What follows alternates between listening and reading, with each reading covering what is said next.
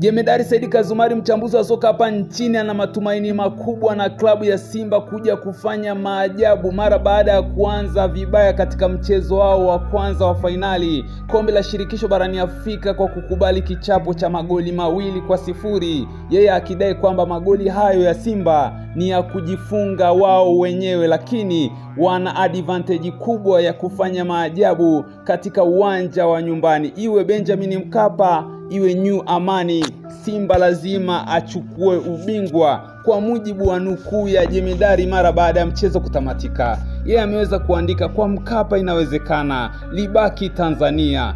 Dakika 20 za awali ilikuwa mcheke tu mnyama akajifunga zile bao mbili. Baada ya hapo mechi ya fainali ilikuwepo. Mpanzu kakojua leo anahitajika arudie kiwango chake, manake tangu mechi ya pili ya nusu fainali hayuko pale penyewe. Ingekuwa poa sana kama mechi ingekuwa kwa Mkapa, ila kama ikiwa Amani pia bao mbili zinapatikana. Hii ni nukuu ya Jemedari Said Kazumari, mchambuzi wa soka hapa nchini, mara baada ya mchezo kutamatika. Na huyu pia ni CEO wa JKT Tanzania ambayo inashiriki ligi kuu ya NBC, lakini ana matumaini makubwa kwa mnyama kuja kufanya maajabu. Lakini yeye anasema ingekuwa Benjamin Mkapa yangekuwa maajabu makubwa zaidi, lakini hata ikiwa New Amani yote ni poa. Na Simba walisema watataarifu umma ni wapi mchezo wao utachezwa, mchezo